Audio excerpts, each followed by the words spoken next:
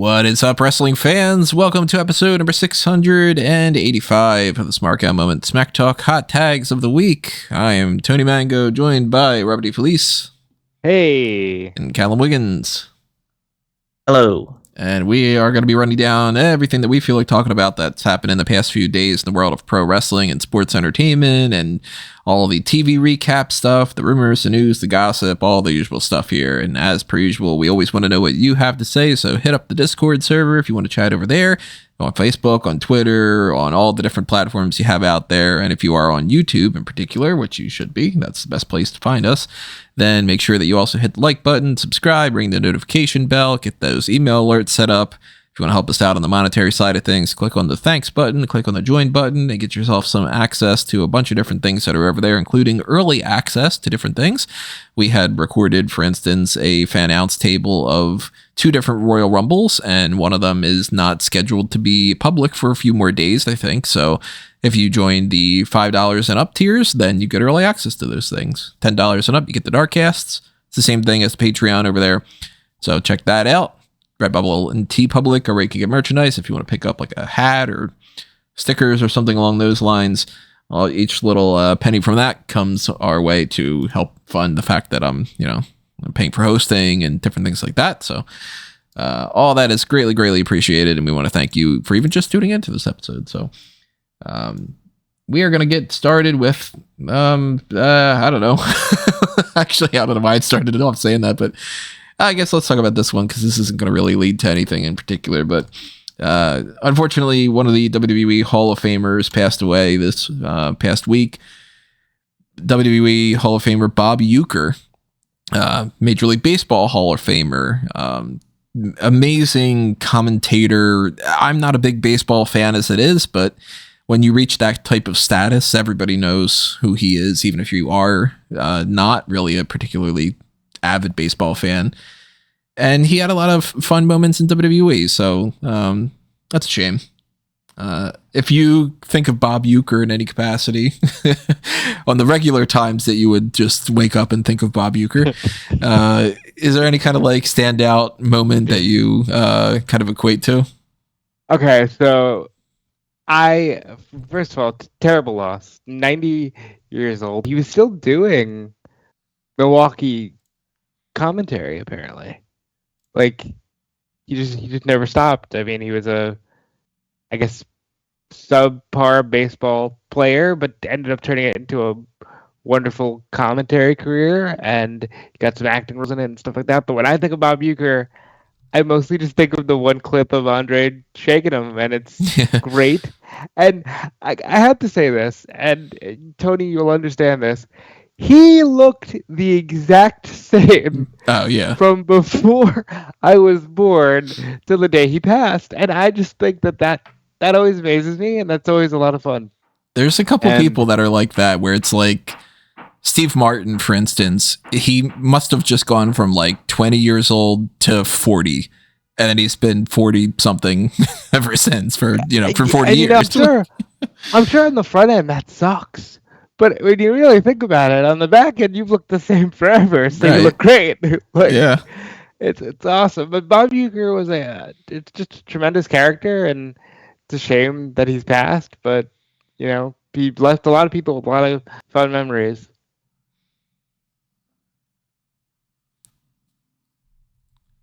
Ever see I'm not Naked Gun, Major League? Do you guys ever watch that? Yes. That's where the Wild Thing, John Moxley song, comes from. Did you ever see the movie, Callum? No, I have not. He's great in that one. He's like, I mean, he's the commentator and doing the whole the baseball thing, but they kind of like amp him up to just be like really like pissed at people, and like he's one of the best characters in that. But I really enjoyed his Hall of Fame speech, but he's like, you guys always show the clip of Andre choking me, but you never show the next 2 minutes where I'm like, I got him down on the ground. And it's just fun stuff, and it's different era, but just a lot of fun, and it's a shame. Yeah, I advise people to go check out some of Bob Uecker stuff if they are unfamiliar with him. Mostly on the baseball side of things, because obviously that was his bread and butter. He wasn't a WWE specific guy, but he did have some fun in WWE. So it's a shame. Condolences to friends, family, fans. Let's talk about, I guess, if we're talking about Hall of Famers and stuff, let's talk about the WWE Hall of Fame, because here's another story that's been going around this week, is that WWE is trying to figure out what to do to change the Hall of Fame around. And I put up something on EWN about this, one of the questions of the day. The reports had been saying they're upset that people walked out last year after Paul Heyman's speech. Now, Paul Heyman's speech went first. And he was the headlining act. Mm-hmm. And the one that the people were most interested in hearing from. Mm-hmm. So the first thing I would say if somebody was like, oh, we need to make some changes is, well, then don't do something stupid like that. I think that you don't wait for, you don't put the movie before the trailer, so then go, oh, nobody saw the trailer. Yeah, everybody wanted to see the movie. That's what they came for. People wanted to tune in to watch Paul Heyman more than anything else. And they thought, I'm sure, hey, if we bookend this with The Rock showing up, then everybody's going to want to watch The Rock and they're going to stay through the rest of them. And I mean, fair enough. Somebody like, the three of us, we would be interested in what Bull Nakano would say more than a casual person would. But you got the casuals tuning out, and it's the Hall of Fame. The casuals are already not tuning in all that much to begin with. So you're working with a lot of leeway that doesn't really exist of they'll do that. Well, they'll do that. No, you got to book this with that in mind. First of all, stop, and they won't, but this is what I would do. Don't make it on the Friday after SmackDown. Absolutely not. Especially not this year. They're going to have it start at 11? That's right. There's that too. Don't do that. I'm a fan of, I liked when Saturday was the Hall of Fame. Mm-hmm. I understand that it got co-opted by, the NXT takeover or whatever. But I think there's just too many events. I would give the Hall of Fame its own day because the legends deserve it. And I think that those have been some of the more fun editions of the Hall of Fame. And yeah, I think this applies to wrestling events, Hall of Fame events, concerts, whatever the fuck you want to go for. Don't put the main event on first. Mm-hmm. That's everyone from casual otherwise was I gotta hear what Paul Heyman's gonna say. I tuned out after what Paul Heyman said because I think I was covering Ring of Honor that night. That's right. I think they were doing that. Supercard of Honor.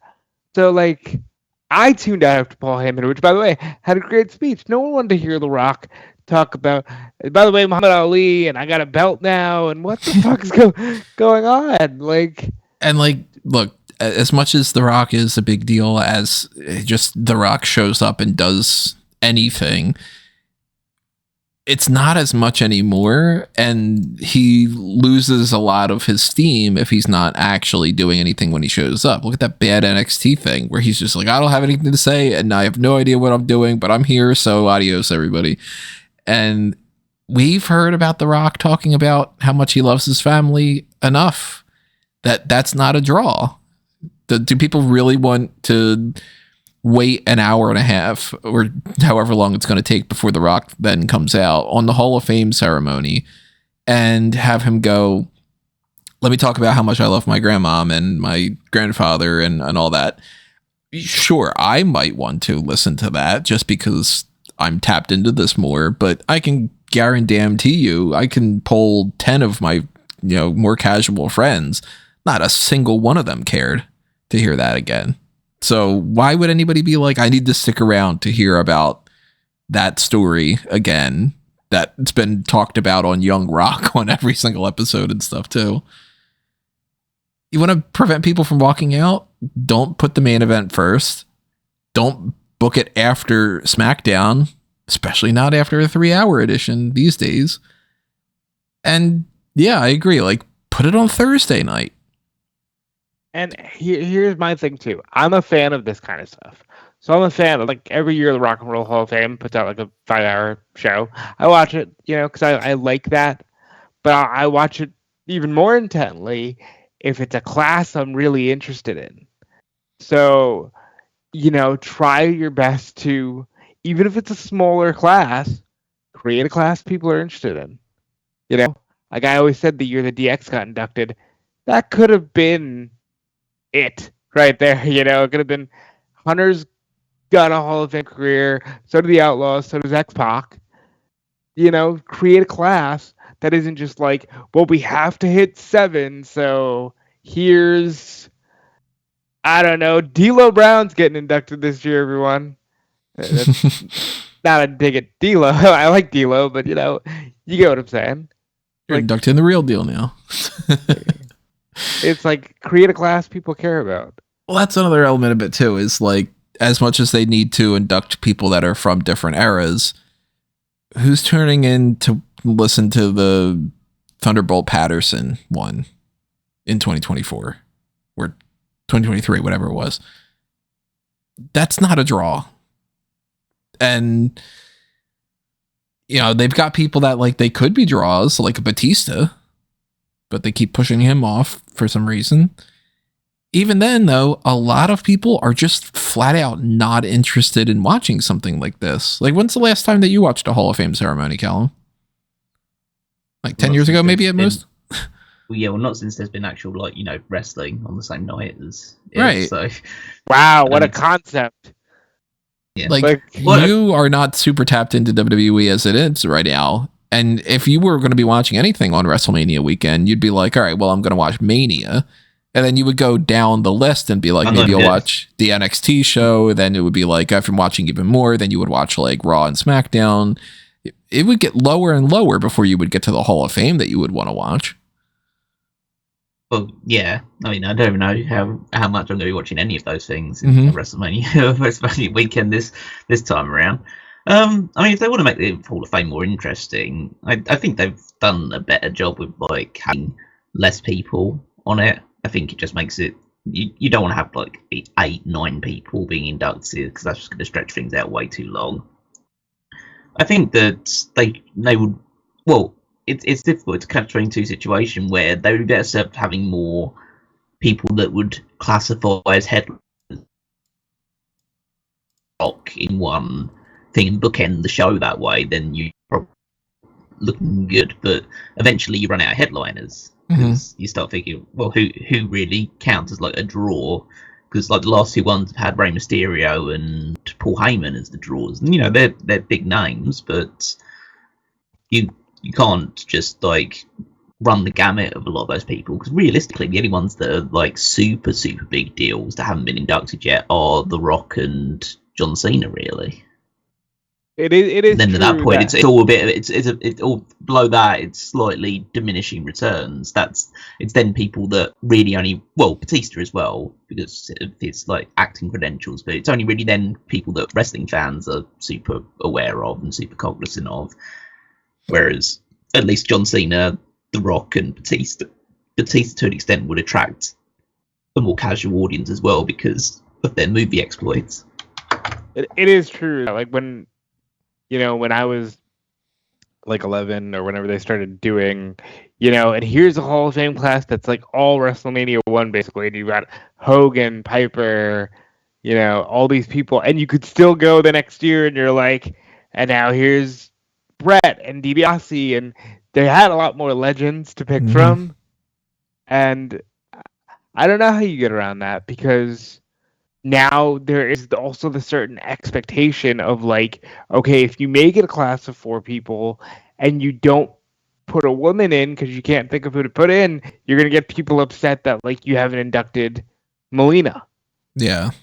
It's like, so it's hard. It's really, it's a difficult balance. I'll say this. I wouldn't want to be in charge of booking that one.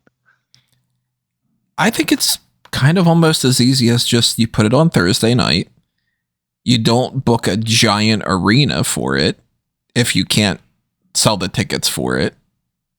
And that's perfectly fine too. Like it doesn't have to be in the blah blah center around, the same spot as like WrestleMania. It could be somewhat in the area. Like they used to do the Hall of Fame as like a dinner with just like the boys and like their, significant others to be like, okay, well, we'll just all get together and we all shoot the shit and whatever. And they can't quite do that anymore because now it's reached a whole different level and it would be weird to go back and do that. I mean, technically they could if they wanted to. They could just be like, Hall of Fame ceremonies for all the people that are involved in WWE and like a concentric circle outside of it. And they could still even air it if they wanted to, air it on Peacock or something.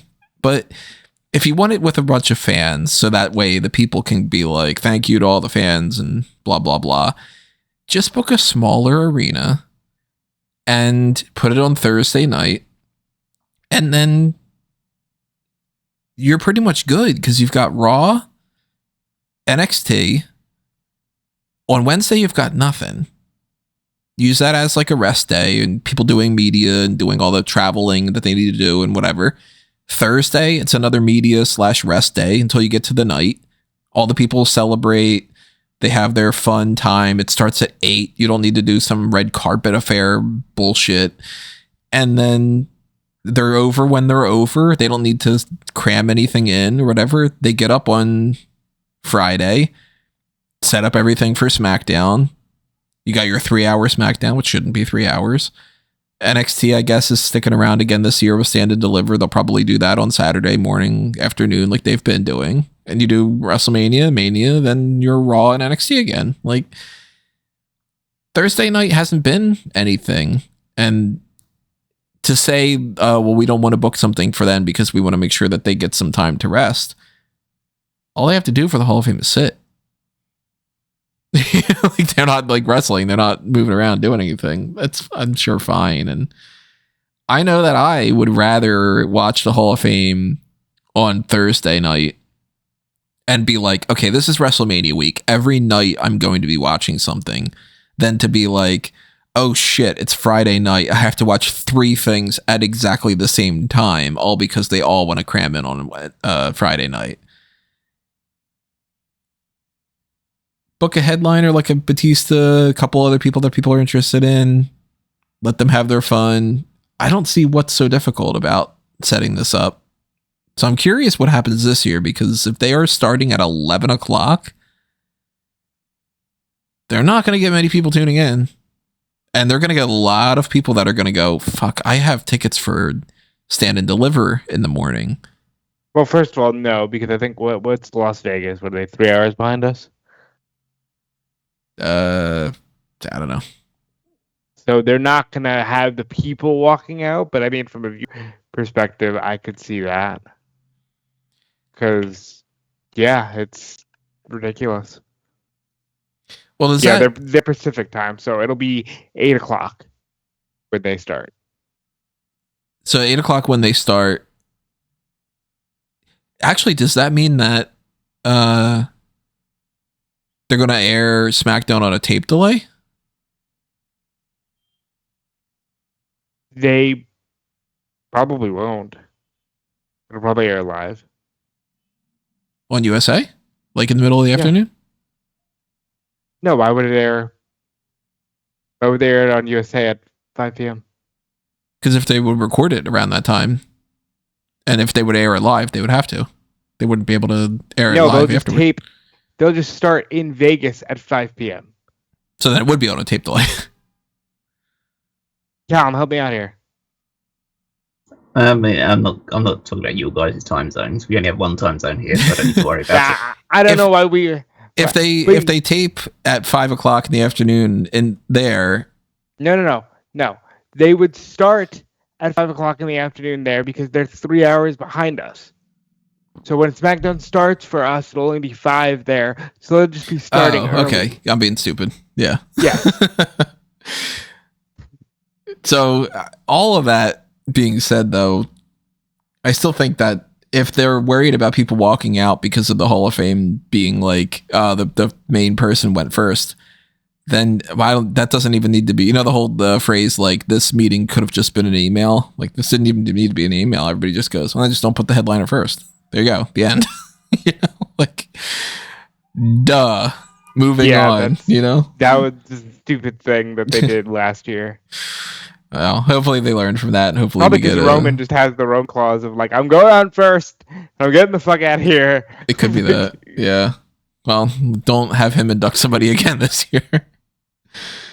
But speaking of awards and all, let's talk about the 2024 PWI Achievement Awards, which they are up on a couple different platforms you can find. But I'm going to look at this squared circle post. The big discussion point that I had seen originally was Cody Rhodes getting a bunch of these. So Cody Rhodes does get Wrestler of the Year, and the runner-ups were Gunther at number 2, Will Ospreay at number 3, and Bryan Danielson at number 4. You can kind of see where that is the case, where it's like, okay, the 2 most prominent AEW wrestlers, the 2 champions in WWE, and then more of a favorite towards WWE just because they have a bigger fan base. And, Cody won the main event of WrestleMania, so that gives him a lot of boost there. Cody also won, though, the most popular wrestler of the year, with Jey Uso being number 2, Joe Hendry being number 3, and Rhea Ripley being number 4. I'm a bit surprised about that list. No, that's probably the most legit thing I could imagine. I would think Rhea would be above Jey and Hendry. I can kind of get Jey being kind of positioned. I don't get Joe Hendry. I think that's them just riding an internet meme thing. Whereas I realistically don't think that most people know who Joe Hendry is. But do most PWI readers know who Joe Hendry is? Well, potentially. But you're telling me that Joe Hendry is more popular than Roman or CM Punk? Ospreay, CM Punk. Even in his own promotion, like the Hardy Boys. I mean, unfortunately, this is the way it happens with these people who get over as memes. For this year, yes, he was. Everybody was obsessed with Joe Hendry this year. Going forward, I can't see that being the case, but definitely in 2024, he was. Cody had also won the Inspirational Wrestler of the Year above Bryan Danielson, Sami Zayn, and Jeff Jarrett. At number 4. What's Jeff Jarrett at number 4 just because he's an old man? Wait, hold on. No. I'm sorry. I love Jeff Jarrett. What? Yeah. I don't quite get him being number 4. He's an inspiration as a guy who just seems to go from place to place and still get pushed significantly hard, even though he, the old saying of broke a million guitars over guys' heads and never drew a dime. Yeah, for a guy who apparently wasn't a draw when he was in his prime, he sure has had no problem finding work in every single promotion that he wants to. Yeah. I mean, it surprised me that Cody is ahead of Danielson there, considering Danielson was in his retirement year in terms of being a full-time guy, and it's not like Cody was. Cody's a great babyface. Absolutely, I'm totally fine with him winning Wrestler of the Year and also winning Most Popular. But inspirational. I finished the story. It's inspiration. I think if he would have finished his story the first time around, I would be all for it. But he didn't. I mean, I don't know if I would have been voting for this. I don't know who I would have been voting for. I don't think that any of these names necessarily would have been the first people that I would think of. I mean, if we're going to name an old man, can we talk about the fact that old man Sting had a glass in his final match at 65 years old? That's inspirational. Sting is not, I think, anywhere on this list of the runner-ups or the winners for anything. Yeah. There's Lifetime Achievement Awards that are given out to Booker T, Gail Kim, Mickey James, and Dave Meltzer. Yeah, I just laugh at Dave. Dave Meltzer's built an entire lifetime around wrestling. I was just not. I didn't read this list ahead of time, so I was not expecting Dave Meltzer to be on there. I mean, Dave Meltzer. I always say it. He's the reason any of us have jobs. Not you, Callum. You work as you're a real boy.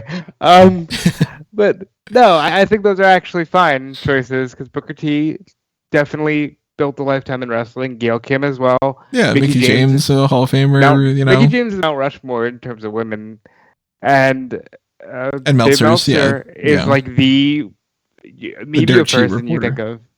I was just like, I'm reading a list that has Gail Kim, Mickey James, Booker T, and the next name I was not anticipating would be just Dave Meltzer. I was thinking like, oh, maybe that's like, I don't know, some other wrestler or something. The most hated wrestler of the year went to Dominic Mysterio, Dirty Dom, which is great. Solo Sikoa number 2, MJF number 3, Logan Paul at number 4. Okay, kind of makes sense. Comeback of the year goes to Liv Morgan above Mercedes Moné, Randy Orton, and The Rock. Couldn't help yourself, huh? Yeah. And yeah, the Liv Morgan thing doesn't. Yeah, I don't agree with that one. So she did own the freaking company this year after she came back. She held the women's title, but it wouldn't exactly say that she did like great things with it. I will grant you that if you're not watching week to week, as I know you don't, it's hard to see that. And I guess, like, what would you maybe like The Rock, who came back this year? Listen, I know I don't watch it week to week, but I also I have to track enough stuff for like power rankings and things like that. I know that she was barely wrestling, barely doing anything really of note. You know, she would cut a promo segment with her and Dom, and Rhea would do the same segment for pretty much for the last 4 months or so. Just Rhea live in the ring kind of promo. Rhea comes out, challenges her, gets into a brawl where she just takes out 3 members of the Judgment Day on by herself, and then stands tall, and you just carry on and repeat. And one every 3 or 4 weeks, Liv Morgan would get the better of her. But that's I don't know whether that's whether you call that a great comeback run or not. I don't know. Well, she only got number 2 for Woman of the Year, behind Toni Storm, and above Rhea Ripley and Jordynne Grace. Rhea Ripley again, I know she's going to get votes for that just because of how popular she is, but she had 5 matches this year. Yeah, but I think that's a huge issue that you're going to see popping up more and more. I'd mentioned this on the WWE Awards with Tony. Dominic Mysterio lost the most matches this year, and he had less than 70. People are wrestling less and less, which is good for them, I'm sure, but sucks in terms of a fan perspective. Bianca Belair and Jade Cargill, we talked about them for the Tag Team of the Year thing before. They won the Tag Team of the Year Achievement Award for this, above Young Bucks, Fraxium, and the Judgment Day. It was Fraxium. I don't want to hear it. Yeah, it was definitely Fraxium. So whatever happened to that Supersonic Duo name? Only you and I heard it. A few weeks of that, and then just Fraxium. Faction of the Year goes to the Bloodline, OG, and New combined. Okay, well that's excuse it. Bullshit. Yeah. well, fuck. Of course it does. The number 2 is the Wyatt Sicks. Again, it's bullshit. Which is absolute bullshit. Number 3 is Judgment Day, and number 4 is the combo of BCC and Death Riders, which look, I haven't loved everything that Death Riders have been doing, but holy shit, Wyatt Sicks at number 2? Come on. You're going to put Wyatt Sicks above the Death Riders? I think all of these kind of they all kind of sucked this year, didn't they? Well, I'd say New Bloodline sucks. It's fine, but it's not it's definitely not as good as the OG one. I know the OG one was there at the start of this year, so I can count that one. Wyatt Sicks has been terrible. I think the Judgment Day has been so long in the tooth this year, and Global Combat Club was fine, but it was towards the end of his life. Death Riders hasn't been the greatest thing anyway, so I wouldn't really be happy with any of these being Factions of the Year. But then again, I don't know who I'd replace it with. I guess if I had to pick, I would say I'm gonna go with New Bloodline because they sucked, but at least they were a focal point. Judgment Day went from a strong group to being a hodgepodge of random people. Is that a faction with Danny Hodge in it? No, honey. The hodgepodge. New OG Bloodline. It was just a thing to go to War Games because Roman Reigns still hasn't apologized to anybody. BCC and Death Riders was kind of an end of the year thing. So, the only thing I could consistently say is New Bloodline had a strong year because that's just how they were booked. What else was there? Indie Wrestler of the Year, Mustafa Ali, then Cardona, then Mance Warner, then Ali Catch. What a bunch of shit. Putting Okay. Ali #1 for Indie Wrestler of the Year. He had an absolutely so overrated this year. Okay, but he didn't lose. Who cares? Like, he didn't entertain anyone either. That's kind of an issue. Okay. I love Sassy Callum. But no, like he comes back and the indie thing is like you say like, oh, this is going to be the big chance. This is what I'm finally going to do the thing that WWE never allowed me to do. It's a really shitty political gimmick, which seems even worse now considering the actual political situation in America. And then just has like pretty underwhelming matches for the most part. And spends most of his time there really in TNA. So is he really Indie Wrestler of the Year when he basically spent most of it in TNA? more on that later. I think totally fine with Cardona, but like Cardona was injured for a fair part of this year. Yeah, he was injured for a lot of it. I think Mance Warner and Alley Catch are great names because they're like actual independent names. But no, I get what you're saying completely.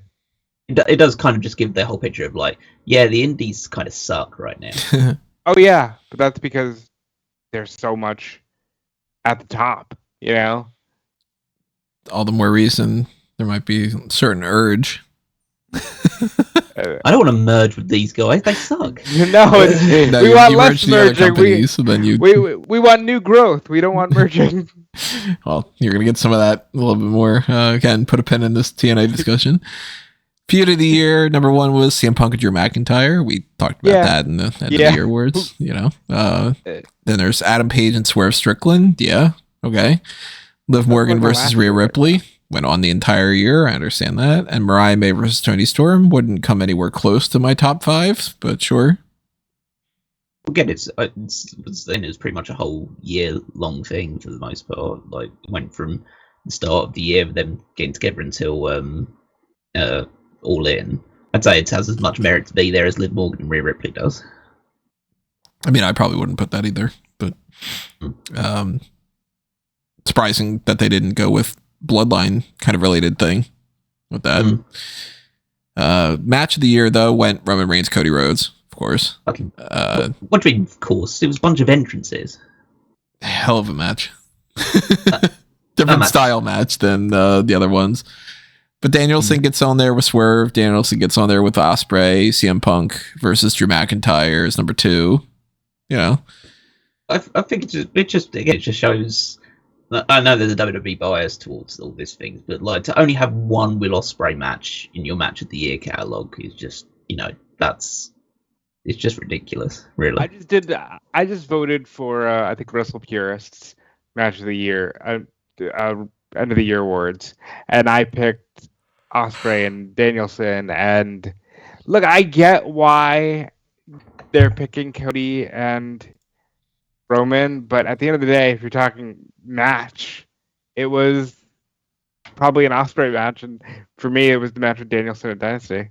Well, it's all the discussion before. It's like, do you rank a match based off of everything bell to bell, or do you base it purely on maneuvers in the ring?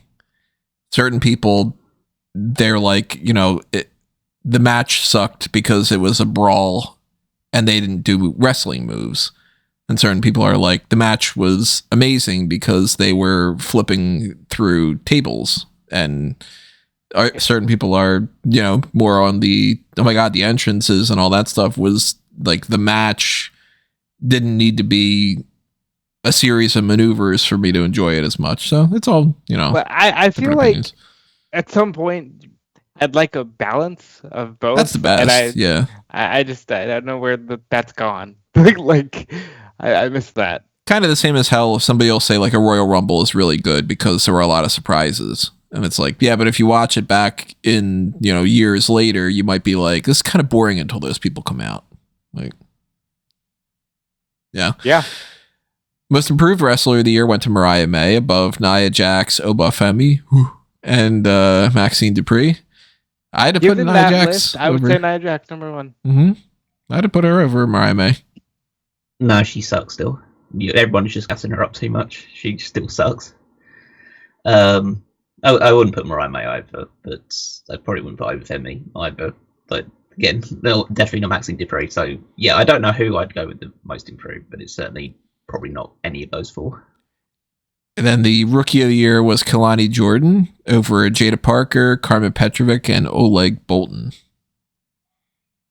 I haven't seen enough of Bolton, but I hope to hear his name come up more in the coming years, because he's been on a few lists now, and I hope that means that like New Japan can start getting some new blood. Kalani Jordan, yeah, she had a strong year, won the first North American title. Yeah, I would say that of those four, I'd probably name her.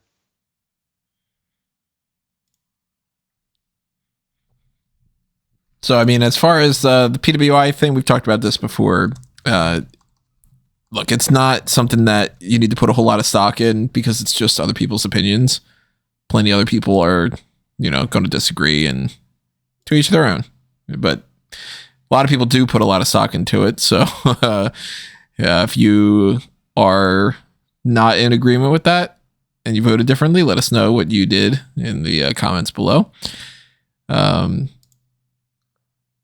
Let's talk about, I guess, we keep talking about this TNA thing. So WWE and TNA announced that they've entered a new, or slash, I guess, renewed, more so than new, because it's been going on for a little while.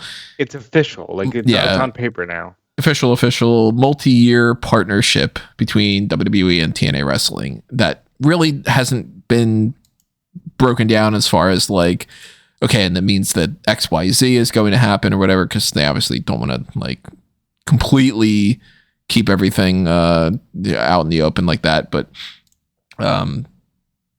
that's not too surprising to hear. They've been working together for at least a little while now. They had that first Mickie James popping up in the Royal Rumble thing, which seemed to be the impetus to get this starting. Jordynne Grace pops up in the Royal Rumble. She does the NXT Battleground stuff. We've gotten Joe Hendry and all sorts of different people going in between NXT and TNA. If it seems beneficial for them on both sides, yeah, no wonder why they're doing this. Now, can we maybe book like a Worlds Collide show and do some kind of like crossover event? Yeah, like, we're getting there. Can we get like Cedric Alexander was just like, he tweeted out X Division. It's like, yeah, like put a belt on somebody.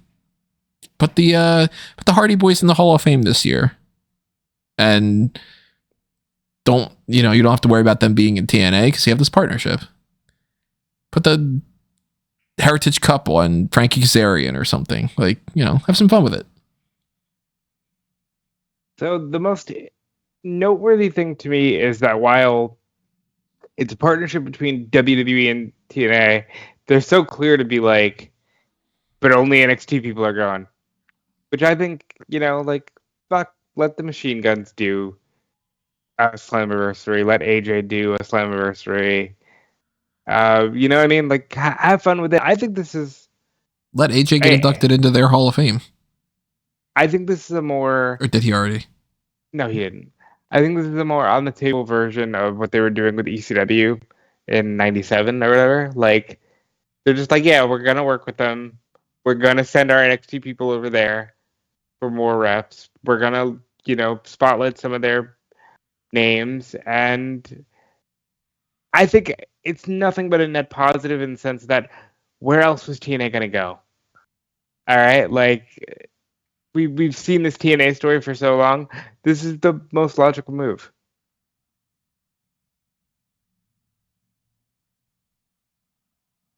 Yeah, I mean, this was, like I say bound to happen, but it was more likely than not considering their recent exchanges. I'm still like, and again, maybe I'm still just crazy thinking this, or maybe I'm just like my mind is just skewed one way or another. I still don't get what TNA is getting out of this arrangement, because the whole thing is essentially WWE just cherry picks TNA's best people to come over, and then they just send over a Brindley Reese or someone like that in return. It's not like they've ever sent anybody of significant note. If I had to guess, and I'm not being mean, this is me guessing here, but they comfortably stay in business. Like, I think, again, TNA thought they were going to pick up a lot of buzz with the rebranding. They kind of didn't, and now they just have a secure place in the industry. I get what you're saying. Well, here's the counter argument to that. It's like, yes, they comfortably stay in business. Do they, or do they comfortably stay in business until WWE's drained them of their top superstars, top wrestlers, and then decide, yeah, we need to continue this partnership much longer now? I mean, look what happened with ECW. Yeah, look what happened to every company that WWE's ever partnered with. They always struggle until the end, because at the end of the day, and again, rightly or wrongly, WWE only cares about WWE's success.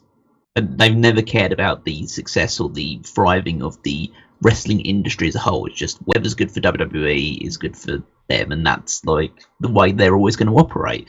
So, yeah, this partnership is very much lopsided towards the WWE side of things, because they're going to get Jordan Grace, and they're going to get Joe Hendry, and they're going to get some other people as well, and they get to send some of their younger people over to TNA to act as like a feeder system for them, and to put them in front of different crowds. And so, yeah, this is heavily, weighted on one side to WWE. And TNA's fine with, like, being that comfortable, like, lower end of the, like, I guess the top end of the indie market, realistically, then that's totally, then they're comfortable being there. But it's just a case of, it's not, I don't see it as a mutually beneficial partnership. I see it as a WWE saw an opportunity to decide to take it, and it's going to end up just only benefiting them in the long term.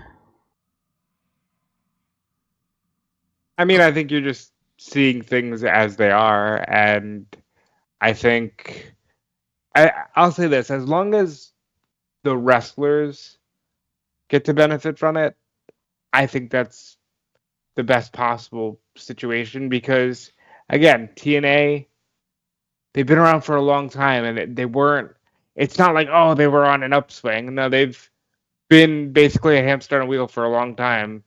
This, I think, just solidifies what they've been, circling around for quite some time, So I think that this means even more of a confirmation that we're getting at least one person from TNA in the Royal Rumble.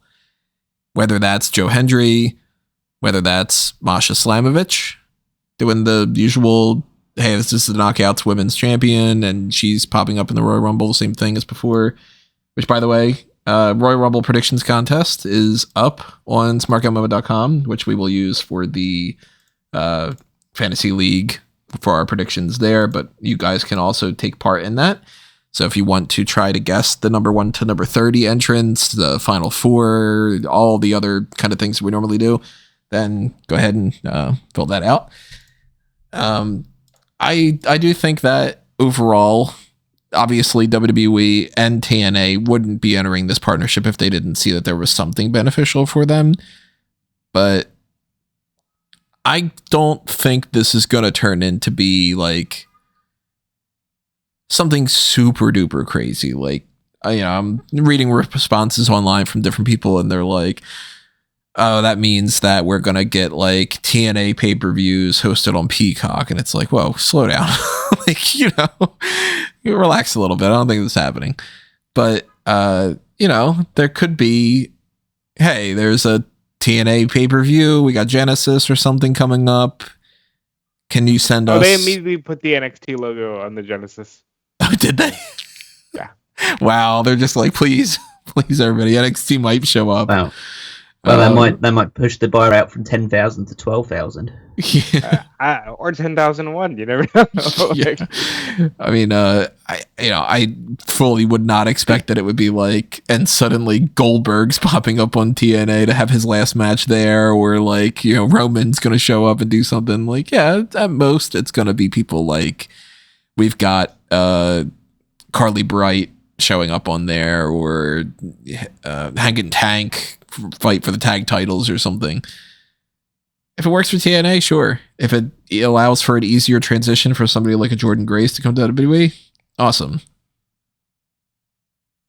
And then eventually they can just urge to merge and we can have the tape library owned by WWE and this can all finally be settled and we can finally have that true RIP TNA Wrestling podcast. I think it's I just see it as a positive because again it's like how many times has it been RIP TNA LOL, you know, like you can't, this is at least something different. This is at least okay, so we know they're in an official partnership. At least maybe Cora Jade will become Knockouts champion. Maybe I don't know, Casey Navarro will get on NXT. The Hardy Boys will go in the Hall of Fame, and they can still do stuff with TNA. You know, stuff like that. And I think again, that seems like a net positive to me. Natty gets to go over if she wants to go over to TNA. Oh, give her the title.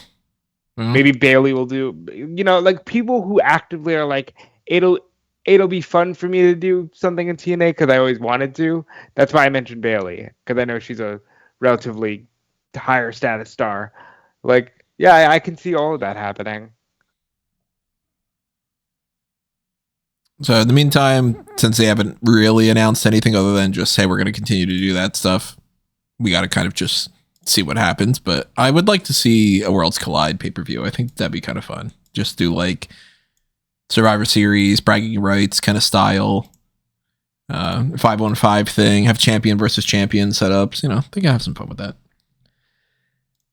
Let's talk about this. If you're, I was just going to say, if you're Jordan Grace, you're thinking an Ultimate X will happen at WrestleMania, mark my words. And I don't know if she's fully right on that, but that'd be fun. She's tossing that idea out there? She threw that out there, yeah. Yeah, Ultimate X isn't happening at WrestleMania. I would be very surprised if something like that were to happen. They're not going to spotlight that on the biggest show of the year. Maybe Ultimate X happens at like, I don't know, NXT Vengeance Day or something, but not Mania. I've been wrong before. How long do we see Tessa Blanchard show up on NXT? I don't want to talk about that. I think that might be one of the ones that they hold off on at least. Yeah, I don't know because it was very known that WWE kind of didn't want to touch Tessa, but at the same time, if TNA is going to give her the Knockouts title, are you not gonna? You know, that's gonna be a gray area. But I would hope that they stick to their guns, but we'll see. So let's transition a little bit over to Corey Graves. Oh, yeah. This is one of the bigger topics for this week. Corey Graves had been moved around with the re-addition of Pat McAfee to the commentary team. They switched around a bunch of things. We knew about this ahead of time, but it kind of changed up a little bit afterward too. So they had announced weeks prior, if not months prior, Joe Tessitore, he's popping up on Monday Night Raw. He's going to be on Raw going forward and whatever. But eventually the switch is going to happen with Pat McAfee going back with Michael Cole. They're going to be calling Monday Night Raw. Tessitore will go to SmackDown with Corey Graves and Wade Barrett.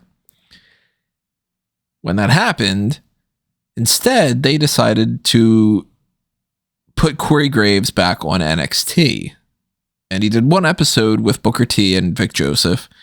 And since then had tweeted out, quote, "Imagine chasing your dream, then being told, not deciding, that you're no longer physically able to pursue your dream. Then you dedicate your life to something, quote, dream adjacent, and being pretty fucking awesome at it. And then when it's time to enjoy the fruits of your labor, being told you're not famous enough for your own job, just in case you're wondering where I've been." He eventually then also said, "I got a lot to say on NXT tonight," and was not on NXT. Nobody seems to quite know if this is a work, if this is a shoot situation, if it's a little bit of column A, a little bit of column B. I can see both scenarios being the case, but I lean more towards this is probably just real. When Sean Ross Sapp is very clear to say, yeah, I don't know what this is, and put it in everything that he's written about it, that means nobody's, or at least the regular people who would speak, nobody knows whether or not this is just him being pissed or not. And look, I don't know if this is a hot take. Is it not okay for him to be pissed? Like, he's allowed to be pissed. I'd be pissed. I'd be like, yeah, you're basically saying all the time, hey, fuck you, Pat McAfee is a bigger name than you. Hey, Joe Tessitore is from ESPN. He's a bigger name than you. I don't know, man. Do you want to go do NXT until we need you again? Yeah. Like, you're allowed to be pissed. I think sometimes things get overblown, but I think he's 100% right to feel that way if this is a legit situation. I would be in the exact same situation if I were him. I'd be like, oh, so I am the perfect guy for you to call upon when you need something, but when you don't need me, then I can fuck off? All right, thank you for reminding me that I'm clearly your number 3 choice. I'd be pissed.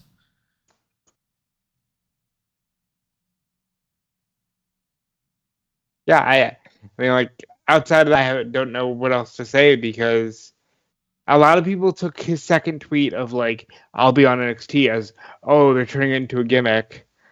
And then he wasn't on NXT, so maybe not, man. And, like, again, we don't know these people. They're entitled to their feelings.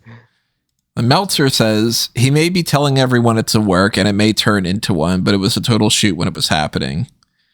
Which that, of course, that happens plenty times in pro wrestling. Something will happen in reality and then they'll turn it into an angle. So it could be the case, especially if they were to like blow this over and like hash things out and, hey, we don't actually think that about you. We just actually think that you would have been better off in NXT, or like some kind of, this misinterpretation, whatever, or just, hey, fine, you're right, but like, let's tack a little bit extra money onto your contract and shut the fuck up about it or something. Like, whatever would make anybody be happy about it.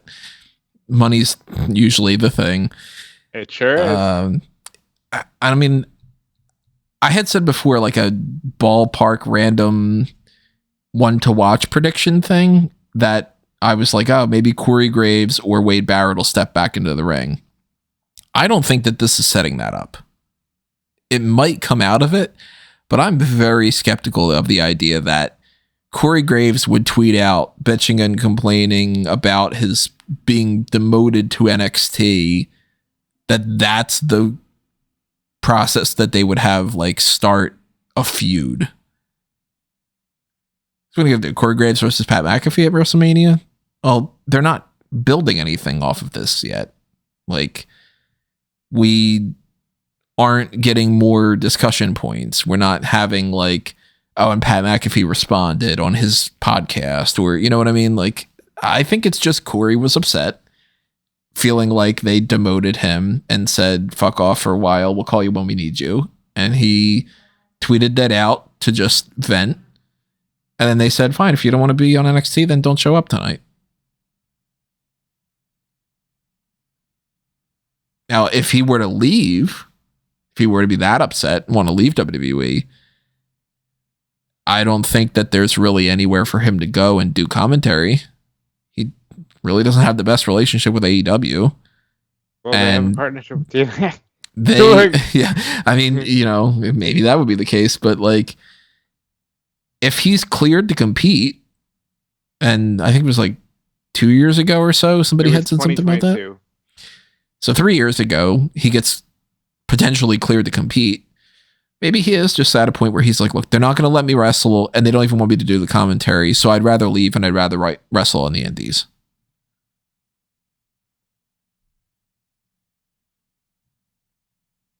It'll be interesting to see how this goes, but I think he'll probably just end up doing commentary again at some point. Maybe he shows up and does some stuff with TNA. You know, maybe that's a way of like, hey, you want to do this fun thing and we could use you like this. And then he goes like, okay, at least I'm doing something. Because a lot of times it's just a matter of wanting to feel purpose. You know? Any thoughts on the Graves situation, Callum? As long as he doesn't leave and end up in AEW, I don't really mind either way. Because again, it's another guy that I think is highly overrated. I think he absolutely sucks at commentary. And to be fair, I'm kind of actually silently happy about the fact. Well, not so silently happy about the fact that he's gotten demoted to NXT. And kind of just based on just his general demeanor and attitude towards things, I think it's pretty hilarious actually that he's bitching and moaning about this stuff. I think that there's a good chance that he's trying to make a work out of this. I think that there might be a ability that because Carmella will come back at some point, maybe they could form some kind of he could be a manager or mouthpiece for her when she comes back. They want to kick off that instead, but yeah, as I say, I'm totally fine with him just rotting away in NXT for the rest of his career. I'd be curious to see what he could do as a manager. Not necessarily for Carmella, who I don't even know if she would end up coming back at this point. She might just be like, yeah, I like being a mom. I've done enough. I won the championship and all. But I'd like to see Corey do some kind of they don't need an authority figure, so I guess maybe a manager would probably be, he can talk well enough for some other people. I liked his rapport with Hannafin, with Tom Phillips. They could probably have some fun just calling TNA shows. There are ways to play around with this, I think, even if it is just him wrestling on the indies. But it's a developing story that is worth potentially talking about more if we learn more next week. If we're talking about the idea of people moving around, though, we got to talk about these transfer window things, because WWE finally is starting to do something with that. And they're doing it in a way that's a little bit strange in some fashion, but it's for an idea that was brought up to be let's have flexibility. They really have been taking the flexibility angle and applying that a lot, because this transfer window was supposed to happen around the beginning of the year. And here we are, middle of January, and we only have one group of people officially moved over to a different roster, and then two other people that are kind of hinting at it. That being, they said very fast, very casually on Monday Night Raw, Karrion Kross was having a backstage segment with The Miz, and he just goes, well, now that the Wyatt Sicks have been moved over to SmackDown with the transfer window, we can say fuck off to them. And that was their means of going yep, all right, well, they're gone. By the way, Uncle Howdy's still listed as a Raw superstar on the WWE website, so, they still didn't bother to update that. Monday Night Raw also had Nia Jax popping up and saying that she was talking to Adam Pearce about the transfer window, and then Michael Cole specifically saying, well, we don't know if she's officially moved over to the Raw roster. So they are definitely not wanting to commit to things, but they still want to remind people we can fuck around in the meantime. And I am firmly more into my category of thinking this was their excuse to be able to do this all the way until WrestleMania. If they don't say anything that says otherwise, I think they're going to continue to do this until the draft, which is kind of defeating the purpose. I think the reason they were so quick to confirm the Wyatts is, like I said a while ago, I just think it's Wyatt's bloodline at Mania. And I think that they wanted to say that as a way to avoid having to keep using Solo and Jacob and Tama on Raw. I think they just want to be like, okay, yeah, the Wyatt stuff will be a SmackDown thing, and that's fine. As far as Nia, I think that is legitimately them going, maybe, we don't know. We don't know if we want to do this. I think that's a little more fluid because they're waiting to see, again, where the bigger pieces of the puzzle land and what they end up wanting to do with them. The other person to watch out for now is Roxanne Perez. Oh, she's just gonna. I'm convinced she'll just be on SmackDown tonight. Probably, because she cut a promo to end this episode of NXT where she was saying NXT doesn't deserve her and she should just leave and whatever. Bayley came out. They had a fight. It got cut off on CW because CW is very much just like, it's 9:58. That means that it's 10 o'clock and we're going to shut it off. They got to get that sorted out. So I am fully expecting Roxanne to either be on SmackDown tonight or to be on SmackDown very soon. And she'll be on SmackDown tonight. She's going to cost Bayley the title. Bayley's challenging Tiffany. Oh, so they got that going on. I didn't check the SmackDown lineup yet. Well, I had forgotten about that whole thing. Yeah. Bayley won the shot last week, so they're just doing that now. Roxanne is, we talked about her before about being like, she needs to move up. So that makes perfect sense. I'd like to see them actually commit to some more of the transfer window things. And just actually say like, Braun Strowman's on SmackDown going forward or whatever. But he did. The Strowman and the Wyatts are the only people they've confirmed, which is ironic when you say it out loud. But no, they confirmed Strowman as well. He's not changed the website because the website sucks. But he's confirmed. Yeah, that website, they got to get that shit together. It takes 2 seconds to change somebody over. Switch the graphic. Other things that happened on Raw and SmackDown and NXT, we saw Penta have his debut match against Chad Gable. He went a little over his time, which was a little bit confusing too to me because they acted like that's an issue when they ended the show 15 minutes earlier than the 3-hour mark, and they went over the 3-hour mark the last week. So if they don't have to have like a set amount of time, then why do you need to cut a couple minutes off of it for that? It is weird that there was so much like to do about this. I just thought it was a really fun debut.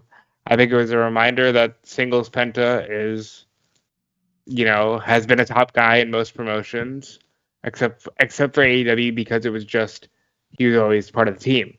But he was in TNA World Champion. He did great in Lucha Underground, and you forget like just how much charisma he has and how much more he can do besides say the one catchphrase. Oh, I'm so glad to see him not just do that 15 times. I was thoroughly entertained by this, and obviously shout out to Chad Gable. Great first guy to have your match against, but I thought it was a great debut. A little botchy for me, but yeah, that happens. I don't remember anything particularly else happening that was super interesting on Raw other than crowning the first women's Intercontinental champion. Lyra Valkyria won that match, beats Dakota Kai. Sure. It's good. I'm glad they're giving her something to do. She was kind of brought up in a big deal last year. She beat Becky for the NXT title. I'm glad they're giving her something. And I thought it was, that was also like, that match was fine for what it was. The major things coming out of Raw outside of that were, as I told Tony last week, folks, Punk was not declared for the Rumble because he didn't say the words. I declared for the Rumble. He did that this week, as did Rollins and Drew. Gunther found out he's fighting Jay at Saturday Night's Main Event, and Sheamus will be challenging for the IC title at Saturday Night's Main Event. And Priest and Balor have finally finished their rivalry in a street fight. And Nia Jax declared herself as the first woman to enter the Royal Rumble too. Found that interesting. That she's not just like, I'm gonna get my fucking belt back at the Rumble, Tiffany. Yeah, instead she was like, Tiffany won anyway, so there's other belts. Like, she's like, I'm emotionally over it, I guess. NXT had some little segments here and there where like Shotzi beat Stephanie Vaquer to win that number one contender spot, but only through Fallon Henley hitting Stephanie in the back. with the title belt. And then for some reason they booked it this way. They had Stephanie walking around backstage, talking to people and threatening people as a picture-in-picture thing during the commercial break so that you couldn't hear anything that she was saying. See, I like that. I thought that was like a unique way of doing a commercial. I thought it was terrible because I was like, well, just have the match going on partially during there or something that's not something you need to hear. You didn't need to hear this. What did you need to hear? She's pissed. I don't know if she said anything other than being pissed because she was walking up and threatening people with something. And I was like, well, I guess they're going to explain it. They just didn't. Yeah, she was just pissed. They used that as the transition from her to Ethan because you see she comes into contact with Ethan almost like in a video game. You now switch to Ethan's perspective as he's walking through the ring. They did that way worse later, though. There was just, I wrote it down actually on the Ring Report as in a flurry of backstage camera tracking between different people.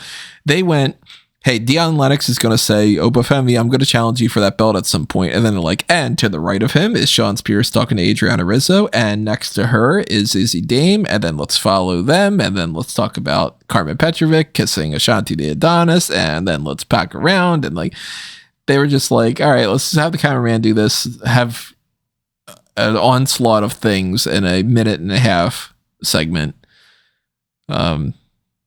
So yeah, Petrovic kissed Adonis for the first time, sure.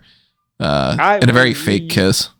You say sure, but it's like, I wonder if that just means they're moving on from Nikita Lyons. Which would be what, like the third story that Nikita Lyons had in the past couple of months that they just pretty much like week 3 gave up on. She had the whole attacking Adriana Rizzo thing. She had the potential partnership with Obafemi. This love angle with Ashanti. And there was something else. I forget what it was. So they were just like, toss something out there for Nikita. Nope, not working. Toss something else out. Not working. Toss something else out. Eventually they're going to toss Nikita out. Well, I mean, yeah, that's basically what I was telling you on Tuesday night. And I mean, they tried. I hope she doesn't get tossed out, but they tried. I'd say don't let the door hit you on the ass on the way out, but it's going to be quite difficult for her. The door will stay open if the door tries to do that. A lot of tag team stuff happening on this episode. Axiom and Nathan Fraser retained over OTM, who got in a backstage fight with Josh Briggs and Yoshiki Inamura. Hashtag DIY popped up. Johnny Gargano and Tommaso Ciampa were like, yeah, we're going to fight for Axiom at some point. But they got like some stuff involved with the Heritage Cup. Probably going to be a rematch at some point. Obafemi's going to fight Eddie Thorpe, which was a little bit strange too, because Eddie Thorpe beats him down with a leather strap and they didn't bother to make it a strap match. So I wonder if they're just going to change it. Beat him down with the strap. He made sure to put the strap around his fist and hit him that way instead of any typical strap attacks you would see. Yeah, a loaded punch, I guess you could say, with the strap. So we got like some title match things, whatever. You mentioned earlier, like Cora Jade potentially going for the Knockouts Championship. That could be because Masha Slamovich was ringside, and the whole story with Cora Jade was she said that she would win a title before Kalani Jordan would. So they could be setting something up there. A lot of stuff happened on this episode. Some of the stuff really kind of like, man, let's wait and see. And some other things being, you know, just outright like Ethan Page super geeking out over The Rock slapping his ass and stuff, you know, where you're like, I don't know if I necessarily did that, but fuck you, Dante Chen, in the meantime. You know? The entertaining segment. No, NXT was strong, and then they ended it with the Bayley thing that we talked about, which they need to get this overrun thing under control because you know what network you're on. Get it under control. Get your timing together. Like, why would you do that with only 2 minutes left to go before everybody's going to pull you? Yeah. So I guess move over to the AEW side of things. Brody King has trademarked Hounds of Hell, and this seems like this is going to be either the new name for the House of Black going forward or a new group that he could form, because Malachi Black is leaving AEW, so you can't really have House of Black without Black, and it's House of King and Matthews and Hart. Hounds of Hell, it's a cool enough name. Yeah, I'd appreciate him being the head of a faction, because I think that he's definitely done enough as being the kind of the sidekick to Malachi Black. I think he probably is in a position now to step out on his own. I'd be interested to see who would be people that would be within said faction, but can't think of too many people that kind of fit into that moniker on the current AEW roster. So be interested to see if they find someone else from outside to join it.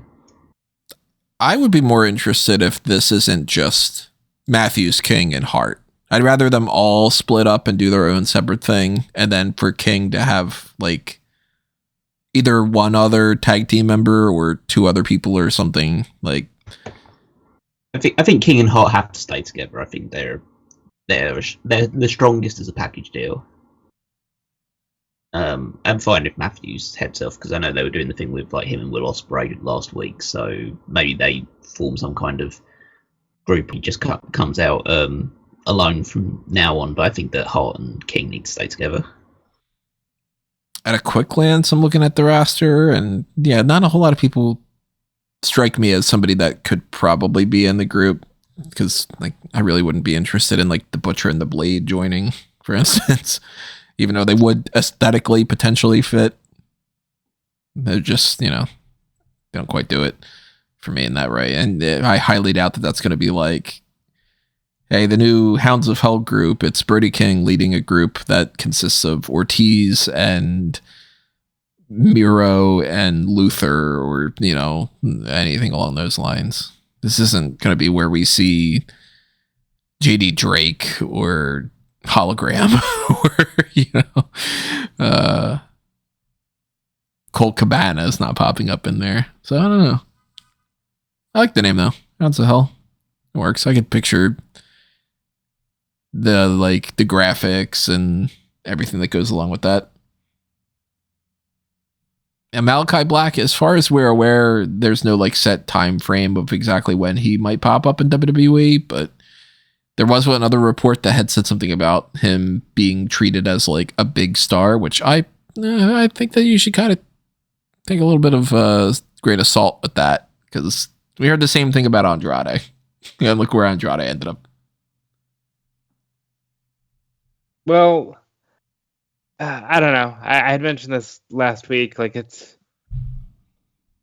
the same story with him, Andrade, even to an extent, Miro. They just want to be top people, and I get it. I guess you should want to be a top person, but it wasn't as though AEW treated him like shit. He got to wrestle Cody. He squashed Cody, which is hysterical in hindsight. He squashed Cody. He got to wrestle Sting. He got to wrestle Edge. He did a lot of cool shit. And I think he'll do cool shit in WWE if he goes back, but I think it'll be about the same level. I think that's basically it. I think for people like Andrade, people like Malachi Black, potentially people like Miro as well, WWE is the end goal, and WWE is the place they want to be in. So they're totally fine to just be slotted into whatever position they are in, as long as they're in WWE. But if they're in what they consider to be a secondary or lesser promotion like AEW, they want to be treated like the top guy, because they're gracing AEW with their presence, because they're in their minds, they're WWE guys, and they shouldn't, they have lessened themselves to join this promotion, so they should be treated like the top names, whereas the company has people that they want to position as top names. And Malachi could have potentially been up there at some point, but eventually you get shuffled down the pack a little bit, especially if the reports are true that he kind of refused to do jobs consistently. So I guess that if you aren't willing to play ball in that regard, then you're not going to be used as a singles guy that much. So yeah, I think that, I'd say, I'd take those reports with a grain of salt, but I'd say that probably there's no smoke without fire in that regard. Or no, yeah, where there's smoke, there's fire. So I think there's a possibility that, like, if you go to pretty much 2 years without having a singles match, the likelihood is it's probably either that you are injured and you're not revealing that you're injured, or you're refusing to lose, and they don't want you winning every single match you have because they have no intention of pushing you towards the world title or something like that. It does kind of show a little bit of the Miro kind of vibes of, like, exactly, you know, hey, I was a mid-carder / upper mid-carder in the big promotion. I go down to the small one. That should mean by default I'm Kurt Angle popping up in TNA. And, you know, but maybe at the very beginning of AEW, if you had joined in, yeah, sure. Look at Pac was treated like he was, like, potentially going to be their first champion. But again, to all of those people, they were treated like that. Miro went on a fucking tear and had matches with people like Danielson and was, you know, TNT champion and Unbreakable and all this. Malachi Black, again, I gotta, because it's a great example, squashed Cody Rhodes. Like, they were all treated like the second coming. Just because, you know, eventually things move on doesn't mean you get all boo-boo face.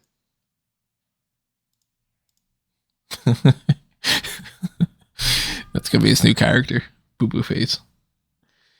Other things that happened on Maximum Carnage, at least as far as Dynamite, we have spoilers for Collision. Kenny Omega beat Brian Cage, got attacked afterward by the Don Callis family. Ricochet got attacked by Swerve, and they announced that they're gonna have a match in like 3 weeks. They just, all right, just wait for that one. I don't know why that's happening like that. They're forward advertising, and that's a positive for AEW, because they typically don't advertise in advance. So, got to give them credit where it's due when they do decide to do that. Is there any reasoning why that should be on that show that I'm, like, missing out on?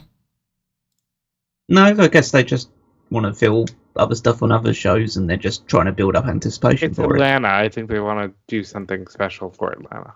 Yeah. Need to mention it also in the Kenny Omega beating Brian Cage match. Ospreay came out to try and make the save for Kenny, and then they both got taken out by Takeshita and Fletcher. So that's the match at Grand Slam. It's going to be a tag team match: Kenny and Ospreay versus Fletcher and Takeshita. Kind of seems like it's heading in that direction, yeah. It's not confirmed yet, right? No, but that. But it does seem like that. Yeah, that's the way they're going. Hurt Syndicate beat Private Party and Mark Briscoe, so MVP stepped in the ring for the first time in a couple years. Very cool.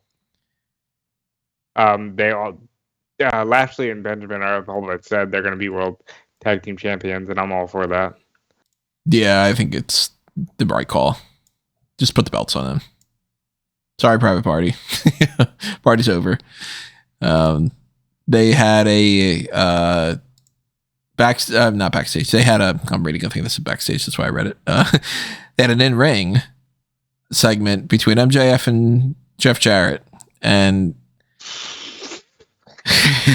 they sure did. They sure had a segment. So the talking points from there, pretty much, like, MJF calls Jarrett the Grim Reaper of pro wrestling. He kills promotions, talks about his MILF wife, talks about his alcoholism, says he's riding the coattails of Owen Hart. Weird statement, by the way, but whatever. Jarrett's mostly, I got woken up last year in something with the Owen Hart Cup, and MJF's an entitled prick, and he's a one-hit wonder. His mom's a whore. Yeah, he spent a lot of time talking about his mom being a whore. His mom's a whore. While he was wrestling with Ospreay. They ran a train on his girlfriend. I mean, this was a fucking weird segment. It was guys. really weird. This was a weird segment. I want to give Carol as much space as possible, but I'll just go very quickly here and say I didn't like the idea of them getting into a rivalry when I saw it last week, and this week just really felt like, what the fuck is the identity crisis in this company, man?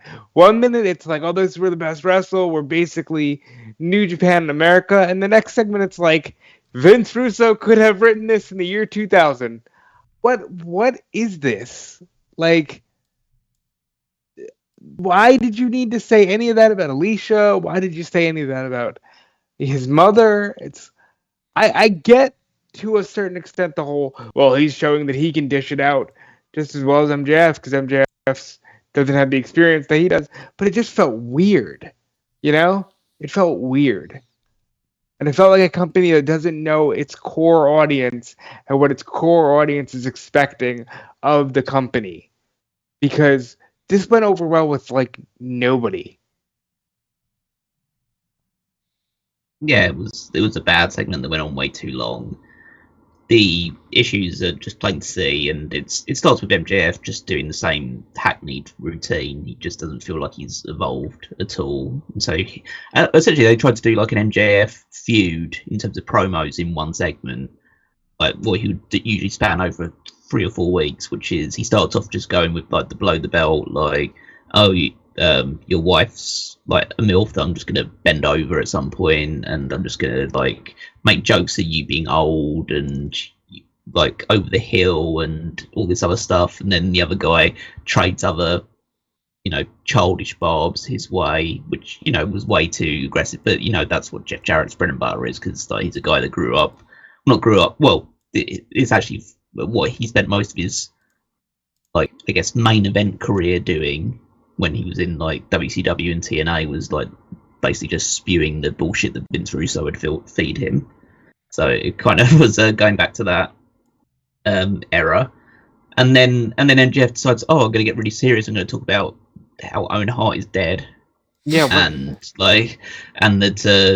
that you want to, like, you've been riding the coattails of a dead guy for this entire time, and it's like, that's gonna rile him up to do it. So it's like, it's typical MJF thing, but he just tried to condense it all into one segment, because I presume they're going to have the match fairly soon, whether that's a Grand Slam or one of the upcoming big shows coming up.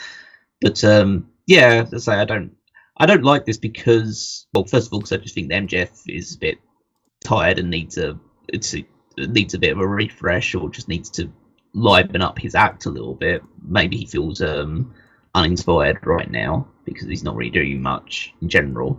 And Jeff Jarrett was doing fine when he was like this hungry, exciting, like last outlaw gimmick, and it's fine when you just like he's dealing with a guy like Adam Page who's like unhinged, and he gets to be a bit more serious and aggressive. But when he's going into the slap nuts routine, like, you don't really actually want to see him do anything. I think this kind of took a little bit of the bloom off the rose of this story of him being like in his final kind of either year in wrestling or the final contract stuff, and you want the world title. It's like, yeah, if segment's going to be like this, then I don't want to see you anywhere near the world title pick. Well, so, yeah, this was rough. But are his segments going to be like this, or is this just a constant, like, well, I'm MJF and I have to be edgy? Like, and don't get me wrong, I'm not like somebody who can't handle edgy humor. It's just the idea of, I don't care about me. Your core fan base doesn't fucking want this shit. It's not like, boo, I hate you, you're a heel, but it's like, you're supposed to be above this. We were hoping you'd be above this. That's what their core fan base thinks. And I just think MJF stuff is way too, I'm going to say this to irritate the snowflake. It comes across like that without him ever having to be like that. It comes across like him being, I just want to make snowflakes mad. It's like, what the fuck? Nobody wants this. Yeah, I wasn't a big fan of the segment. I wasn't like, offended by it or anything along those lines. I was just like, yeah, it seems like it's this low hanging fruit, and you could have done any number of different things and been more successful at it. Like, to just toss out Owen Hart there makes me feel like they don't have anything else. And yeah, by the way, Jeff Jarrett, you've been riding the coattails of Owen Hart. They were partners for like what, 2 months, 3 months? Like what is all that? It's just super weird. They were best friends though. Yeah, oh no, for sure that they were like close, but to say that his career is completely riding on that coattail, like, it's just strange. Like, what do? Yeah, that's how they just went. They just weren't some like heat feud inorganically straight away. So that's just rather than build up. Yeah, we lost for a little bit of that. So. Rather than build up. Yeah. Rather than build it up organically over the course of several weeks, where you get to the point where it's enough hatred, they decided to just do it in one fell swoop in their set together. So, yeah. So hopefully they just get this out of the way as soon as possible. But I also want to talk about how a lot of people tried to blame this for why the women's gauntlet ran short. And why it only went 14 minutes, 23 seconds or something like that. And I am of the belief that, while yes, it doesn't help that it was this particular segment. I think it would have happened this way anyway. Yeah, because I think feels short to me. Okay. But I'm glad you said that, because this is like the kind of thing I want to get into. You're not vibing with AEW. I think that's fair to say. I think anybody listening to this podcast knows that. Like, you've kind of already started to view it in your mind the way that TNA used to be viewed, just not as... It's like it kind of is heading towards that trajectory where, like something like the women's gauntlet. The most interesting thing to me was like, oh shit, Megan Bain. So I guess that whole news thing about, her contract is all kind of wonky, but I wasn't really like particularly engaged. And yeah, I knew Toni Storm would win. She won. We're going to get the match that we've seen already. And, they're going to tell a different version of the same story that it's been Toni Storm on top for the entire past 3 or 4 years or so. So it's like, all right, well then I don't need to really care. Or this MJF thing, I wasn't digging this segment at all. So when they're like, hey, your girlfriend's a whore, I'm like, is this 1993 again or something? But all that to say, there's a lot of people who were hoping for a strong outing in this women's match, and when you realize that there wasn't a lot of surprises outside of Megan Bain, they did the intervals were shorter. Everything was a bit more condensed. People started going, well, you got to get better with the women, and why did this segment have to run long and take time away from them? And I think the question just needs to be, does the person running the show see longer value in the women's matches, or would it have been anything else? Would it have been, okay, let's give an extra 5 minutes to Hook and Christian. Let's give an extra 5 minutes to Mox and Hobbs, And it wasn't a bad Casino Gauntlet. It just wasn't what I think people were expecting these matches to be from a potential standpoint. What do you think about it, Cal? I'd say it was the weakest singles Casino Gauntlet so far. It's still better than the tag team one, was just all over the place. But yeah, I think that it did feel a bit rushed. I did feel like they could have put 1 or 2 more people in the match towards the end. I think, yeah, but as I say, the result was pretty predictable. We knew that Toni Storm was going to be the winner and she would face Mariah May, so that probably took away a little bit of the excitement from previous ones where you could have gone with multiple different choices, whereas this one they made it pretty obvious from the outset. Megan Bain made a good impression from her I guess, real debut for AEW. So hopefully there's a lot more to come from her side of things. I think that she interacted with Statlander pretty well, so I'd be interested to see them sit in a more standard singles match. Yeah, but as I say, it was a pretty overall quite underwhelming match, and the result was fairly predictable. So just roll on to Australia and see where he still wins the title. Speaking about seeing things in Australia, you guys had called attention to this to me. I didn't even realize this was as controversial or not controversial, as confusing of a situation as it is. But AEW Grand Slam Australia. Now that was supposed to be at a different arena or stadium or whatever. The venue changed, and now give me the breakdown again. So they decided they're going to air this instead of Collision on TNT and on Max and the simulcast thing. So that already is like, okay, so then it's Collision instead of a pay-per-view. You're just calling it AEW Grand Slam. You might as well call it AEW Grand Slam Collision. And it's in a smaller arena, and it's not even going to air at the right time anymore.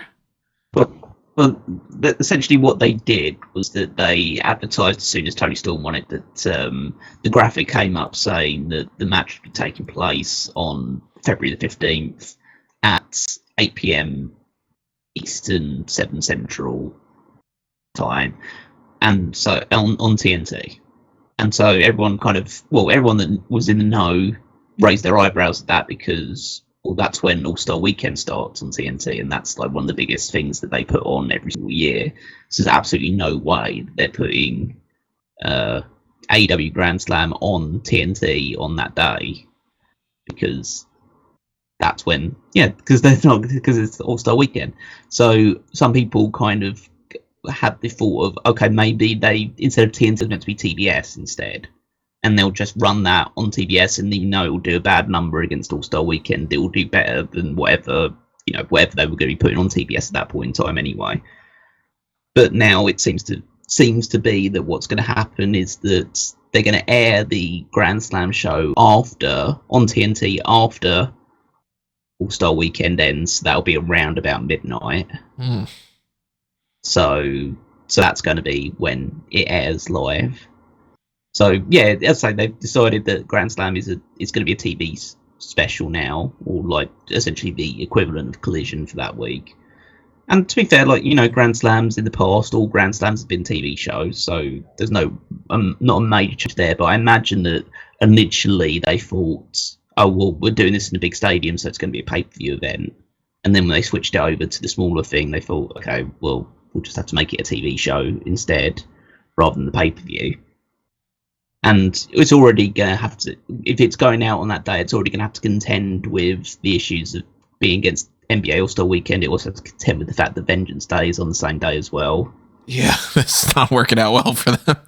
Well, I think that overall this foray into the Australian market is a big business error from AEW, and they'll probably pay significantly. Well, it's paid significantly, but they'll probably be run at a loss. They'll probably decide, we didn't handle this very well at all, and hopefully learn from their mistakes this time.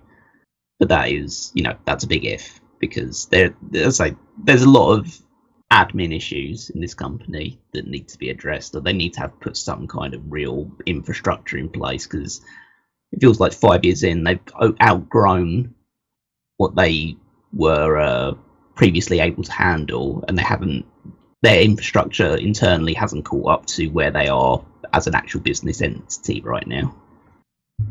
I'm curious why they didn't just decide, okay, it's just the pay-per-view on Max.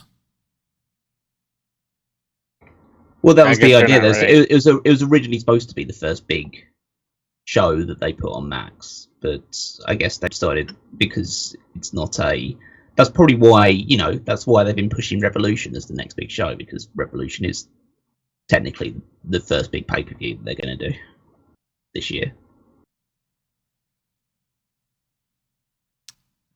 What a messy situation. Yeah. Well, that's a different form of Collision. but we do have spoilers for. Well, yeah. We talk about Samoa Joe returned as well. Samoa Joe returned, in the Hook match. Yeah. To help out for the Taz situation with Hook and Christian Cage. And John Moxley, a matter of a world championship, there was a world championship match that took place on the show. Yeah, well. John Moxley retained over Powerhouse Hobbs. Hobbs had bitten Moxley in the ear, and it was like very bloody main event in that regard. Which, to me, knowing what happens with Collision, that kind of hurt what's happening for this. I was more interested in a potential angle coming out of this before I read the results of what happens. So, if you don't want to know what spoilers are for Collision, then, earmuffs for anybody. But despite how Hobbs gets Pillmanized, he ends up winning the match, the 12-man tag. He pins Brian Keefe. So, the next day they record an episode and he shows up and wins the match. Okay. Yeah, and it seems like less of a discussion point now, but when the 12-man tag was originally announced, there was a lot of the sky is falling shit about how nobody wants this, blah, blah, blah. And I mean, yeah, it's not the most compelling Collision main event, but sometimes you just got to work with the people you got. And it sounds big. That's what they did here. I just feel like they're better off switching gears as quickly as possible from this Death Riders thing, because as much as I don't like everything by Vibes, it's bad vibes, and you should try to keep the talk around your promotion as high as possible. And when your top angle has so much blah around it, you should maybe make some changes. Seems like Christopher Daniels is making a change. Seems like the Acclaimed are making a change. Again, spoilers for anybody, but Daniels loses his Texas Death Match, and that might be it for him. Might be just retiring now. Yep, Russ have reported that he's likely retired after this one, and he'd been looking to retire officially for a while. So shout out to Daniels, who had a Christopher Daniels, who had a tremendous wrestling career and a lot of fond memories for me for being one of my first major views of wrestling outside of WWE in that era once, WCW and ECW were gone. The Acclaimed is split up, according to a promo. Glory, hallelujah. I like the idea that apparently Caster says that he's the team leader, so that he decides that the Acclaimed's over. I kind of like that idea. Okada retains over Ishii. Dustin Rhodes beats Adam Priest. Julia Hart beats Harley Cameron. Brian Cage and Lance Archer beat Top Flight. Cole, Strong, and O'Reilly beat Shane Taylor Promotions. That's your lineup for Collision. Now you don't have to watch it on Saturday. I'm still gonna watch it. Yeah. You don't have to though. I mean, nobody has to do anything. But at the same time, he keeps saying this, knowing that the one person he's talking, I have to still watch it. You dick. I'm not watching it. That's for sure. When's the last time you watched Collision? Yes. Exactly. It's been a while. I don't remember. It was at least some point in 2024. I haven't watched this year. Let's put it that way. Yeah, anything else that's happening that's crazy, I'm not aware of adding it to the hot tags, but as per usual, if you think of something else and you're like, you guys forgot about this or whatever, drop a comment and then, kind of respond or, roll it into next week's or something. But the whole setup with like SmackDown tonight, nothing's really standing out to me that we need to be like, oh my God, what are your big predictions for this? Or, do you think Bianca and Naomi are going to beat Nia Jax and Candice? Yeah. I touched on the one major thing I think is going to happen, which is Roxanne's going to debut and be on SmackDown to feud with Bayley. And that would not shock me at all. And that would be normally like a major kind of thing, but after setting it up so much on NXT, then it becomes just, all right, it's all I going. So stay tuned on that front for anything else as well. And go ahead and check out those Royal Rumble match commentaries that we had talked about that we had already done. Make sure you fill out those predictions contest forms if you want to be a part of that. I know that some people are interested in doing the Royal Rumble drinking game this year, which you do that safely, please, because I have no idea how I balance that out. Apparently, I balance that out in a very harsh way that it's like if you drink that much, you're not going to be in a good spirits. But hey, I'm not a drinker, so I don't fucking know. But the game plan, at least, is for us to also roll around and do our fantasy booking card of the mock draft that we had done of the Royal Rumble entrance. So we still got that in the pipeline as well. And I mean, Saturday night's main event's popping up next week too. So we're going to get into that throughout the hot tags and all. So plenty of things coming your way. Make sure you show support in whatever way you can, even if that means just hitting the like button on this video. Make sure that you check out all the things you can find on the link tree at amangotree.com. Like, follow, favorite, subscribe, all that good stuff over there. And make sure that you're following Rob and Kellen. Yep, me everywhere at Dude Felice. And make sure to check out all of my work on Fightful.com. I always appreciate any support, no matter how much or how little. And check out what Callum has going on as well. You can find me on Twitter and Blue Sky at Wigmeister14. Check out the Power Rankings every Saturday over on Smark at the moment, where I rank the WWE superstars for their previous week's performances. Previous, whatever you want to refer to it as. Easy for you, sir. And then there's also the Fantasy League, also at WWEFantasyLeague.com. Just check out there to see how our teams are doing, who's scoring points for all of our rosters, as we head towards the Royal Rumble, the next big stopping point, and then from there on to WrestleMania, where we crown our eventual winners. So heading over to the Fantasy League to see how everything is shaping out right now.